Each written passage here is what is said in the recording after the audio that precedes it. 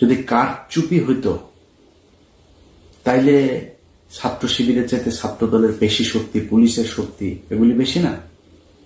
ওই ব্রাহ্মণবাড়িয়া থানার ওসি তিনি পোস্ট করেছেন ছাত্র দলের পক্ষে ফেসবুকে, একটা ফেসবুক পোস্টে দেখলাম।